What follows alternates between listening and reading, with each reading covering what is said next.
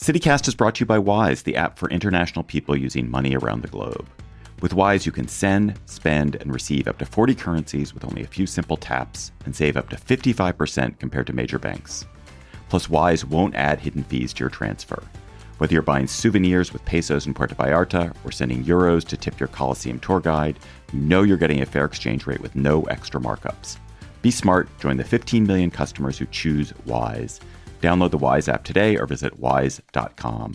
Learn more by visiting wise.com/US/compare. T's and C's apply.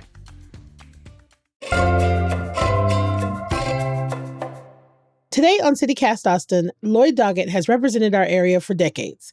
But now his newly redrawn district would force him to battle for his seat with Congressman Greg Casar. And so Doggett has announced he is retiring. So what will the change in representation mean for Austinites? And did Doggett really even have a choice? I've got a couple of experts on to get into it all.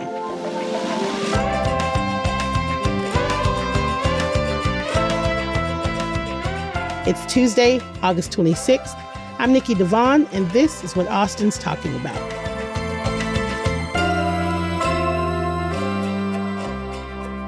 Hello, I am here with Forrest Wilder, senior writer with the Texas Monthly, and Monique Alcala, recent executive director of the Texas Democratic Party. What is up, Forrest? What is up, Monique? Thank you for being here. Hi. Hi, good to be here. Off top, Austin is known for its protests, right? At the Capitol, at UT.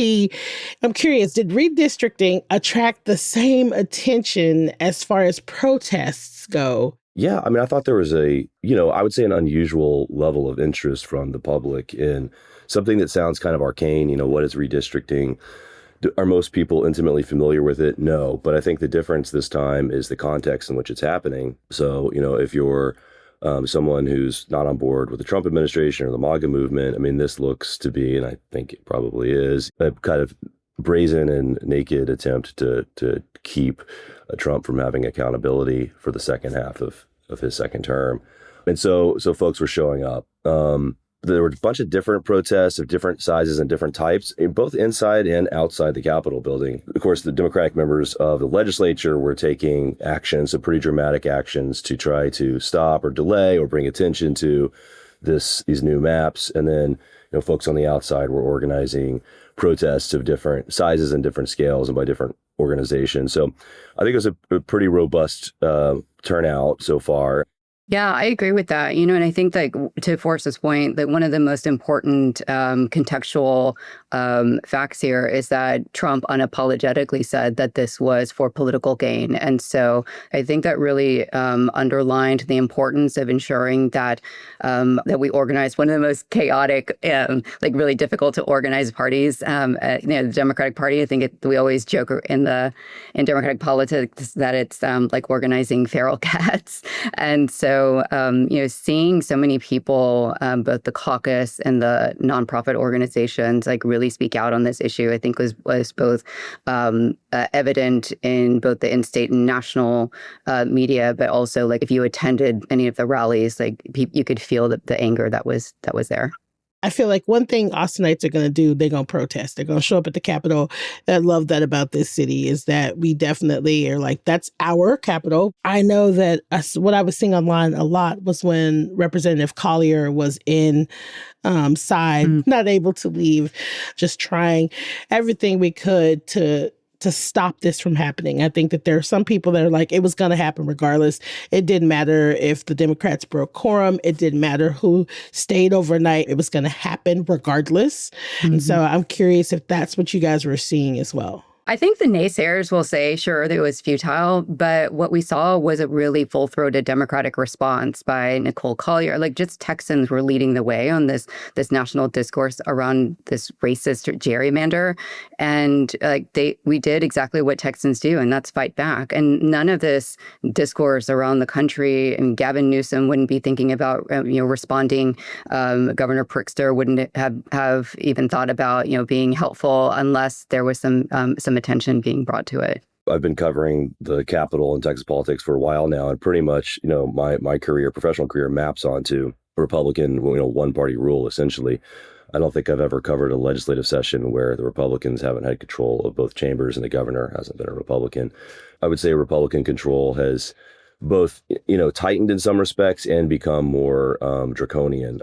And this is similar to what's happening nationally, but in Texas, the difference is just the strength of the Republican Party, and it's willing to kind of see itself as being out in front. They're in the Trump era. He asked for something, they're going to do it.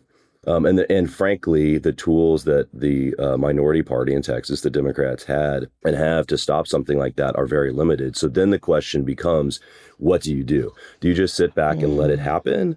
Do you somehow try to get into a place where you're negotiating, you're compromising? I don't even really know what that would look like in this case. Right. Or do you do what little, or it depends how you see it, use what tools that you have? And I think there were probably some people in the public who thought the quorum break could stop the maps. And I think those of us that are closer to Texas, understand that was pretty unrealistic. I think if you listen to what some of the Democratic leaders were saying, they weren't saying that either. The goal, as I understand it, on the quorum break and on what Collier did and others is basically to try to bring attention to what's happening, to galvanize people both in Texas and nationally, to warn also about how what's happening here is going to come for your state. It's like the UT's slogan, "What happens here changes the world." I mean, that's very true of Austin and Texas. And look, I mean, I've talked to some of the Democrats, for example, that didn't leave the state, and they had, for the most part, some understandable reasons. Some of them had been involved in previous quorum breaks that hadn't succeeded. People are going to come back. We'll be right back where we started. Again, I think the question is, what was gained by going out of state? And I think the thing that you can point to, it's hard to measure, but the thing you can point to is that now you have governors like Gavin Newsom or Pritzker that are saying, hey, we got your back. We'll see how this all plays out. I don't think anybody knows how this is all going to turn out, but it's kind of like you got to do something. That's what I think the Democratic base were like, hey, what are you doing? If you're a politician and you're doing jack, it doesn't look great. Yeah. Yeah. I also think that Democrats are meeting the moment. Like we have seen for months now that voters want, they don't want strongly written letters. They want fighters on the ground. Action. And so that I think the Democrats are responding directly to that. I'm curious of your opinions. When they came back and there was this whole thing where you had to sign a permission slip and have a DPS officer follow you around. Why did they sign it? Why was Representative Collier the only person to say no? Well, I mean, the kind of unexciting, I guess, answer is that they agreed to the House rules, which does give the Speaker power to compel attendance. I think that's a little bit of too narrow or pedantic a point. I don't think for the general public, some obscure rule in the House rules book is really what's important here. Her protest, from what I could tell, was totally spontaneous. And I do think that's one reason it resonated with people, is because it really felt like someone who had just like kind of gotten fed up and was just like, no, I'm not going to do that. And I think that people can kind of relate to that because we've all been in our situations in our jobs or, other aspects of life where it's just like, it's like the final straw. And you're like, I'm not going to do that. The rest of them, though, I think they're like, we're back. This is going to happen. Maybe it never even occurred to them that they could or would do that. It's hard to say. Yeah, I agree with that. I mean, you have, 50, 51, 52 Democrats that were out of the state for a couple of weeks, away from their family, away from their loved ones. I think, I know that there was a Democratic, or Claudia Ordaz was like in the hospital, independently. And I do think that there was some level of just tiredness and again, like agreeing to the rules. But, I think it's really commendable that Representative Collier did this sort of very spontaneously, because it's actions like that, just something that really pushes the envelope on what is possible. Like those are the things that really push our politics forward in the state.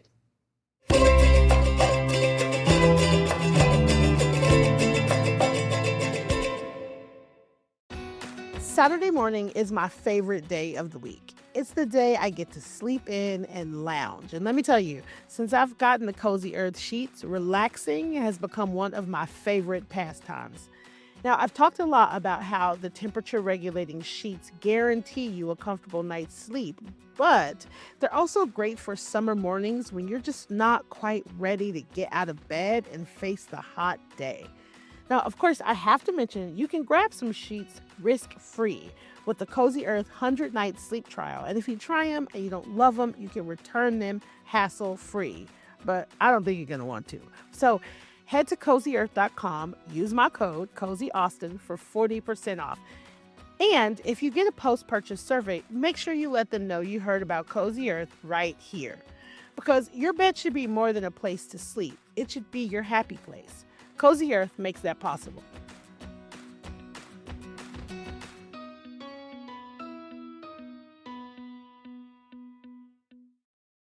The redistricting bill is on the cusp of becoming law in Texas. On Friday, Senator Carol Alvarado, a Democrat from Houston, tried to filibuster the bill in the Senate, and she was stopped.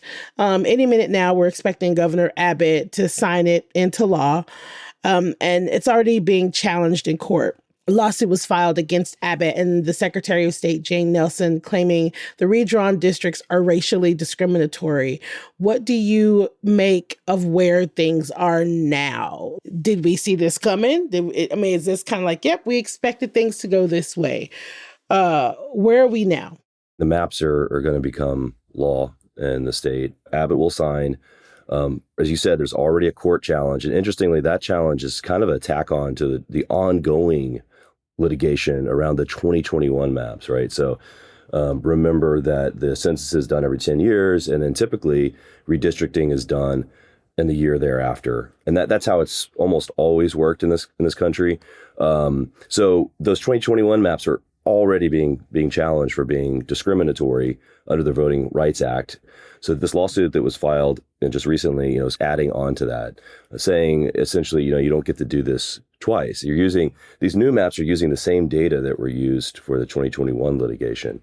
And there will be additional lawsuits. Of course, there's always a question of timing.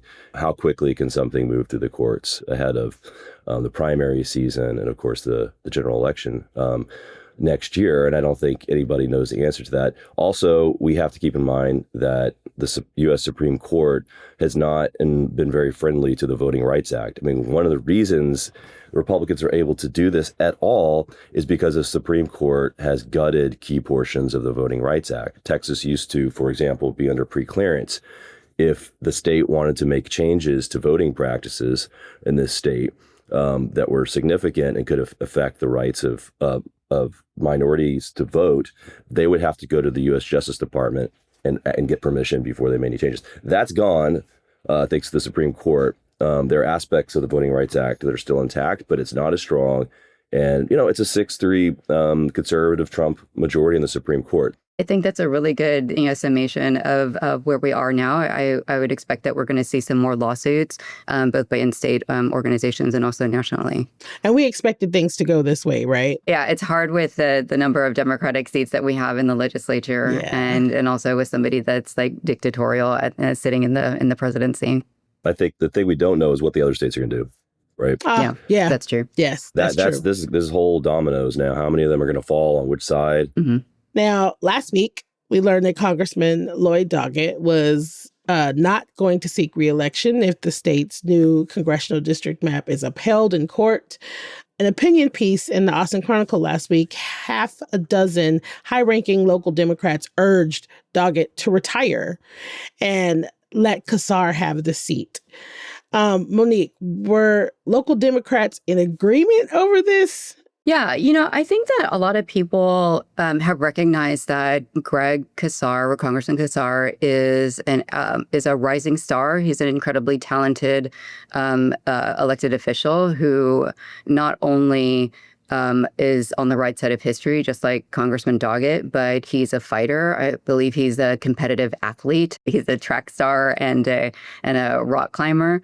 So I think that, and one of the things that tends to drive him is competitiveness. And I say that with experience working with him last year. He just wanted to be super helpful. And I think that it just illustrates like the popularity of Greg, that everybody seemed to be aligned with him taking the baton from Congressman Doggett.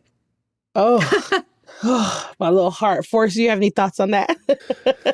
Well, I don't know if it's everyone, but but no, but I mean, but just think about just taking a step back, right? You have a guy who's 78 years old, Lloyd Doggett. He's an Austin guy. He's represented Austin since 1994.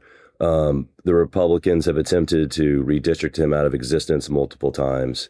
I think you could say he's popular simply because he's been reelected so many times. He's never really faced, as far as I can remember, a primary challenger of any substance. And then you have Greg Casar, who's just like Monique described. He's a rising star. He's very dynamic. I mean, he's become a national leader, right? I mean, basically, Bernie Sanders, it looks like, is handing off the baton to, AOC and Greg Casar and, maybe one or two other people. And so I think he's 36, right? So he's very young, especially for a congressman where the median age is like 6,000.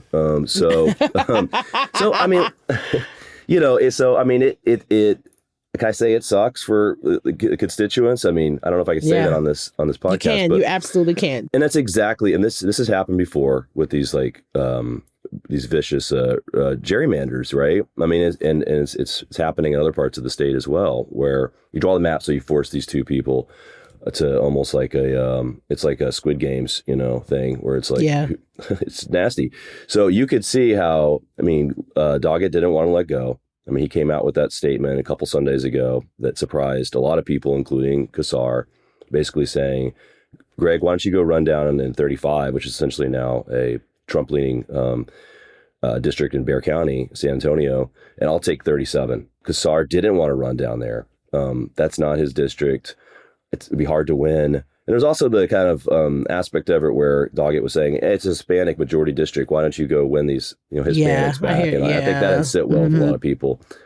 But these stories always have little zigs and zags. And the latest one is Doggett, he backed off. And so he didn't rule out running down in 35. I would be somewhat surprised if he did, but he didn't explicitly say that he wouldn't. Also, the one last thing I'll say is, I think one of the things that Lloyd Doggett will be remembered for, and he may not love this, but he was the first member of Congress to come out and to say that it was time for Biden to step aside. Totally. And that was a bold thing to do. I think he was proved right. Obviously, once he said that, the gates opened for other people, gave him space to come and say the same thing. It wasn't Greg Casar that did that. That was Lloyd Doggett. Right. And I think that maybe had something to do with him being, the age that he is, that generation that he is. And so the fact that now, despite the weirdness at first, he's sort of stepping back, I think he deserves a lot of credit for that. I mean, there are people that are bitter about it, but it's like, you know what? He was consistent in the end. He said the thing that needed to be said. Yeah. He did the thing that a lot of people expected him to do. And I'm sure it was very painful, but he did it. Yeah. Lloyd Doggett is one of the first people I ever voted for when I could vote, right? And so it really feels like the end of an era. And that's my own shit that I have to deal with. But I am bummed out to see this playing out in this way. So we got to see what the courts are going to do. But for now, let's just imagine, because it seems like this is what's happening, that Doggett is indeed retiring. What should Austinites know about this big moment? What do they need to be aware of in this loss of Doggett? Forrest, you want to go first? Sure. He came into Congress in 1994. That was the Gingrich Revolution, the Contract with America, one of the low water marks for Democrats nationally and one of the high water marks for Republicans. Arguably, one of the kind of key moments that led, ultimately to Donald Trump and the MAGA movement, at least the sort of increasing radicalization of the Republican Party. His career maps onto this era in Texas politics, like I was talking about, which is basically the rise of the Republican Party. From the get-go, I think he had to be kind of a bruiser, right? He had to deal with a lot of slings and arrows from the Republicans. Like, I think it was 2003 during the Tom DeLay redistricting, when they created this district that earned the moniker the Fajita Strip, kind of an unfortunate name, but essentially they made a district that ran from Austin all the way down to South Texas. I don't know if it reached the border, but it went deep into South Texas for Doggett. And that, I think his house was outside the district, and it could have been the end of his career, but he was able to win that and hold that seat, even though it was not anchored in Austin. It was really more of like a San Antonio district, and San Antonio's it's a different place. Of course, he has legislative accomplishments and all that, and he's been, I think, a stalwart progressive, someone who's like in touch with the zeitgeist in Austin, as Rick Perry famously said, the blueberry and the tomato soup of Texas. I don't think it's exactly right, because we have other major cities that lean left, but still, Austin is and always has been kind of the epicenter of progressivism in Texas, and I think Doggett has been, simpatico with that more or less. He's just been on the right side of every single progressive issue throughout my entire life. And I think he's been the congressman since I was born. And not only has he been on the right side of the issue, he's also done hard things like calling for Biden to step down. And, I think that that's really important especially with politics right now. I feel like he has constantly done hard things. And he recognizes that Congressman Kassar will continue to do hard things too. So, for us here in Austin, getting used to a single congressman, I'll actually be represented by a Republican according to these maps, which is insane to me because I live less than a mile away from the Capitol. But Trump is going to continue to divide Austinites and the country. He's going to continue to divide Democrats to try to accumulate power. But I know that both Congressman Doggett and Greg, they have a priority to unite the Democratic Party from what the map looks like now, but from like Mopac all the way out to the east side of Austin. And, I think somebody like Congressman Kassar is going to be able to bring national attention to a really important political opportunities here in Texas, because we have to make the case out to the country like they have been for the last several months or so. So speaking of Kassar, he has now announced that he will run for re-election in District 37, which is the only remaining local Democratic seat. So what will be different without Doggett? What is going to be different? I'll speak to my experience working with them both. I think that they're both, like we said, progressive stalwarts. They've both been on the right side of history. The difference that I saw last year when I was the ED of the state party was that Lloyd is the quintessential statesman. He is a good person. I know that he cares deeply about the town that I was born in, which is Austin, Texas. But with Greg, I think he's a different type of leader. He's driven by competitiveness. I think that he wants to see Democrats do better. He wants to make sure that Democrats are fighting the good fight. I've worked in like a dozen states at this point in my career, and I think Greg really exemplifies a leader who knows how to build collective power and wants to do the right thing. But also, what was really remarkable to me last year was that he knows when he made a mistake, and he'll admit that he made a mistake. And I think that's really important for our leaders to recognize, okay, we can do something a little bit differently. Okay. Yeah, I'll just add on briefly. He comes from a labor organizing background. When I first met him, I think he was working for Workers Defense Project, and he was young. He was like 24 or something like that. And, he already had a little bit of a political thing going on. Sometimes you could just tell when someone's meant to run for office. But he was in the trenches, right? I mean, it still is. And so you could see how he brings this. Nikki, you were talking earlier about Austin being a city of protest. I mean, that's what he did, was organize and protest and dissent. Working on labor issues in Texas is tough, right? And you could see now in Congress, he kind of brings that same tactics and strategies to bear being a congressman. And this isn't a knock on Lloyd Doggett, it's just a difference of style. I can't imagine Lloyd Doggett doing a thirst strike, for example, which is one of Kassar's big first acts. But for him, it's natural because you could imagine him doing that if he wasn't in Congress, right? He was doing things like that when he wasn't in Congress. And so I'd say Kassar is more of like a movement type figure than what Monique said about Doggett, which is more of a statesman. Yeah. And those are different styles. Monique, that now you are being represented by a Republican, which is wild. And I'm sure there are a lot of people that are feeling the exact same way. And so how do Austinites in your situation make their voice heard? Yeah, we have to organize, and I think that just sort of speaks to like the spirit of Austin. Like we are, we are definitely not a city that likes to, sit on the sidelines and, sit on the sidelines of the fight. And so I fully believe, and this is not just me as a political professional, for 15 years or something like saying this, I do believe in organizing. We have to build relationships with voters on the ground. We have to understand like what's directly impacting people in their everyday lives. And so in order for us to win elections, we have to organize people. We have to speak to them. I hate when people say this all the time, but I'm going to say it. We have to meet them where they are.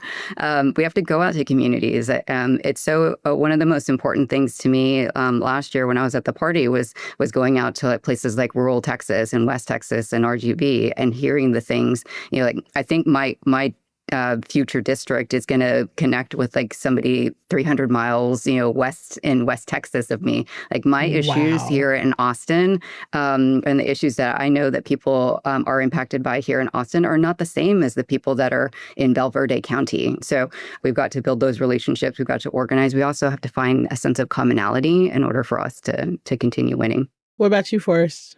I mean, I just think people need to realize that gerrymandering is not good, to put it in the simplest terms, right? And unfortunately, one of the consequences of Trump doing what he's doing is that he's helping to squelch the reform efforts that have been made largely in blue states to have independent commissions draw up maps that are based on communities of interest. I mean, I think if you sit down and you, without regard to just rank partisanship, and decide how districts, congressional districts, or state house or state senate districts should be drawn up, you would largely base them on finding communities like what Madika's talking about that are kind of have a common interest. So, for example, in Austin, you wouldn't split Travis County up into all these Republican districts that share the boundaries of the people hundreds of miles away. It just doesn't make any sense. Right. The other thing is that what gerrymandering is doing is making fewer and fewer competitive districts. So one of the weird things is that with some of these maps previous is that Democratic incumbents in many cases benefited at their level because they would get super blue districts where they never had to face a general election opponent. And maybe that's fine just because that community, that's what they want. There's no funny business. That's going to be the case. But when you were talking about like state house races, like the last couple of cycles, where there's only 150 seats, and there's only a handful of races where if you vote in November that you're likely to have any effect whatsoever on who wins. Right. I don't think that's very democratic, lowercase d. Yes, the Republican gerrymandering is bad for Democrats specifically, but I would go further than that and say it's really bad for just the health of our whole system. Yeah, it feels like a large majority of Austinites are now going to be represented by someone that does not have their best interest in heart. And it's really concerning that, you're essentially robbing people of their voice, like outright. Yeah. And, and I know that some Austinites will say, or Republicans will say that there are Republicans in Austin who maybe have felt this way for a long time. And if you're a Democrat in Odessa, Midland, yeah, I'm sure that's exactly, that's tough. But exactly. It's not a reasonable expectation to think that you should have a Democratic congressman. Some parts of the state are just very conservative. Some are very liberal. I mean, that's just the reality. And I'm betting that you probably knew that when you moved here. I'm going to take us back to Congressman Lloyd Doggett. What do you think we can expect from him in the future? I can say what I hope to see from him. Maybe this is unpopular, but he has $6.2 million in his campaign account. And I think, to hold true to his statement of wanting to defeat Trump and Trumpism and Republican authoritarianism, I think that can go a long way. We have 4 to 6 competitive seats at the state ledge level. And I know for sure that I was asking everybody for money last year, trying to fund our organizing and digital, and all of the work that we were doing last year. And, if it was just giving $100,000 to $150,000 to each of those candidates, including Christian Carranza, who ran, I think, the most competitive race last year in District 118 in San Antonio, that could make a huge difference. She would be able to communicate with voters, and times that by 6 people, that's what 15-20% of what is in his campaign account. That's how you defeat the Republicans, is that you win more seats. So I'd love to see him hold true to that statement. But other than that, I hope he takes a vacation. Democratic politics is hard. I hope he sits at a beach if that's, I know, especially, I hope he sits at a nice sunny beach in not humid weather with his family. What about you, Forrest? He's indicated that he wants to stay in the fight. I think he's still young enough and healthy and hale enough to continue to be a leader.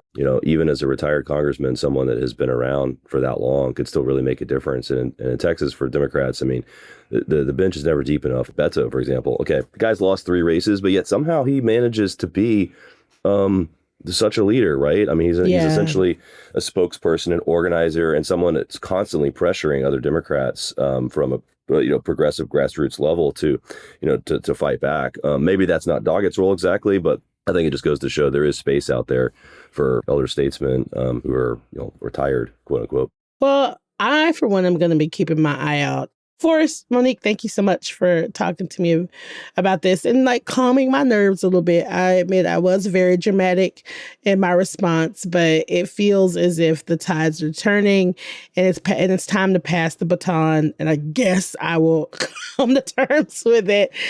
I really appreciate y'all being here. Thank you so much. Thank you so much. Thank you.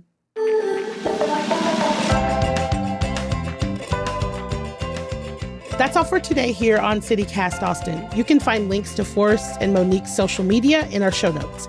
If you enjoyed the show, why not tell a friend, rate the show, leave us a review, and subscribe to our Hey Austin newsletter. And if you really, really love CityCast Austin, help support it by becoming a neighbor today at membership.citycast.fm. We'll be back tomorrow morning with more news from around the city. Bye, y'all.